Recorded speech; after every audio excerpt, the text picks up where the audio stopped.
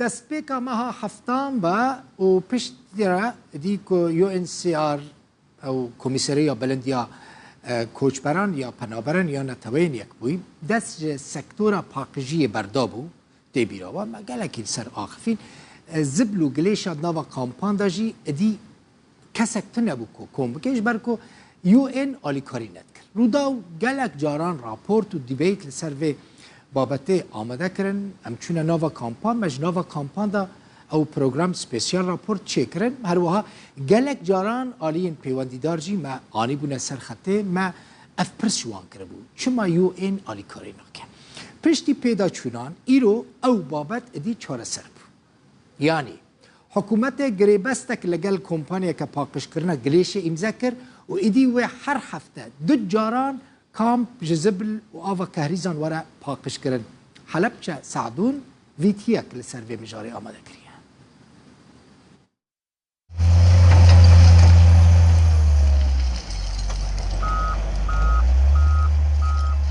Çareserkirina kêşeya zibil û gilêşet nava kampên penaberên Rojavayê Kurdistanê ye. Piştî dîvçûneke tora medyaya Rûdawê. Piştî birîna palpiştiya darayî li ser sekterê Woş ji aliyê UNHCR ve kampên penaberan pir bûn ji zibil û gilêş. Piştî borîna nêzîkî du mehan hikûmeta Herêma Kurdistanê xerciyên wî sekterî li xwe girt û kêşeya 3000 penaberên sinûrê parêzgeha Hewlêrê çareser kir.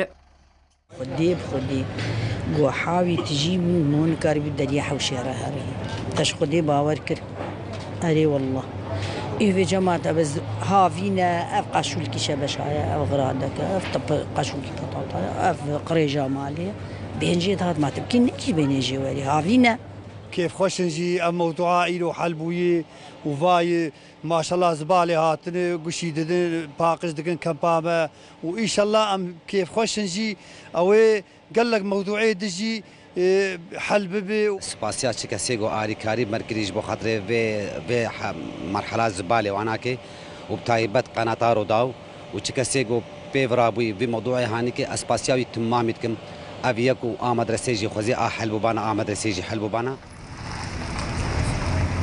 Demek bû her çar kampên penaberên Rojavayê Kurdistanê li sinûrê parêzgeha Hewlêrê di vê rewşê de bûne.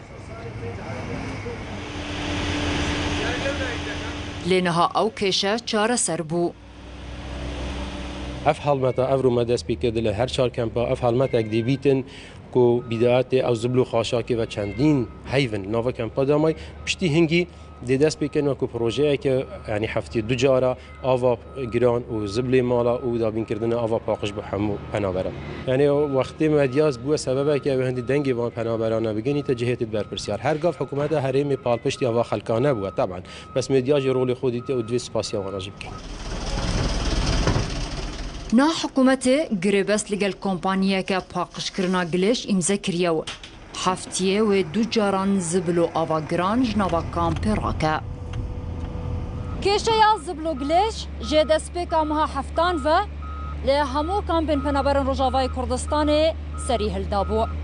Hikûmeta Herêma Kurdistanê ew kêşe li parêzgehên Duhok û Silêmaniyê çareser kirbû tenê sinûrê parêzgeha Hewlêrê mabû.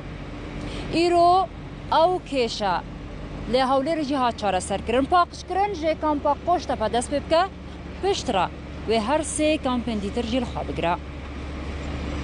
Helepçe Sadûn Rûdaw kampa Qoştepe.